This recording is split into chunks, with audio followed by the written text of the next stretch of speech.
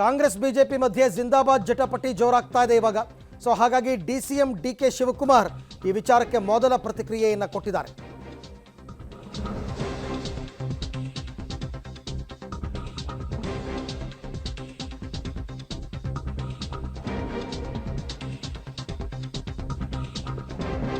ಯಾರೂ ಕೂಡ ಪಾಕಿಸ್ತಾನದ ಪರ ಘೋಷಣೆ ಕೂಗಿಲ್ಲ.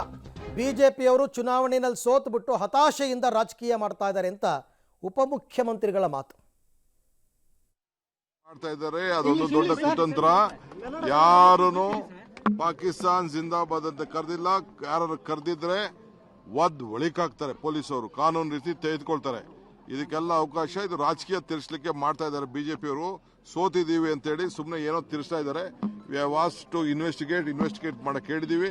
ಇನ್ವೆಸ್ಟಿಗೇಟ್ ಮಾಡ್ತಾರೆ. ಇನ್ವೆಸ್ಟಿಗೇಟ್ ಮಾಡಿ ಯಾರು ತಪ್ಪಿಸ್ತಿದ್ದಾರೆ, ಯಾರು ಇದಕ್ಕೆ ಪ್ರಚೋದನೆ ಮಾಡ್ತಾ ಇದ್ದಾರೆ, ಇಲ್ಲದೆ ಹೋದ್ರು ಸುಳ್ಳು ಯಾವ ರೀತಿ ಕಟ್ತಾ ಇದ್ದಾರೆ, ಎಲ್ಲರ ಮೇಲೂ ಕಾನೂನು ರೀತಿ ಕ್ರಮ ಕೈಗೊಳ್ತದೆ. ಬಿಜೆಪಿ ಇವರು ಏನು ಮಾಡ್ತಾ ಇದ್ದಾರೆ. ಓಕೆ, ಅಲ್ಲ, ಈ ಥರ ಹೇಳಿಕೆಯನ್ನು ಕೊಡೋದಕ್ಕಿಂತ ತನಿಖೆ ಮಾಡಿಸ್ತೀವಿ, ಇಲ್ಲ ಅಂದ್ರೆ ಇಲ್ಲ ಅಷ್ಟೇ. ಯಾರು ಪಾಕಿಸ್ತಾನ ಪರ ಘೋಷಣೆ ಕೂಗಿಲ್ಲ ಅಂದರೆ ಇಲ್ಲ, ಫೈನ್. ಕೂಗಿದ್ದಾರೆ ಅಂತ ಬಿಜೆಪಿಯವರು ಮಾಡ್ತಿರೋ ಆರೋಪ ಅಲ್ವಾ? ಕೂಗಿದ್ರೇನು ಅದನ್ನು ಹೇಳಿ. ಮುಖ್ಯಮಂತ್ರಿಗಳು ಹೇಳಿದ್ದು ಕರೆಕ್ಟು. ಈವನ್ ಗೃಹ ಸಚಿವರು ಅದನ್ನೇ ಹೇಳಿದರು. ತಪ್ಪಿತಸ್ಥರು ಅಂತ ಆದರೆ ಮುಲಾಜಿಲ್ದೆ ಕ್ರಮ ತಗೋತೀವಿ, ಇಲ್ಲ ಅಂದರೆ ಆ ಪ್ರಶ್ನೆನೇ ಉದ್ಭವಿಸಲ್ಲ. ಅದನ್ನೇ ಎಲ್ಲರೂ ಕೇಳ್ತಾ ಇರೋದು.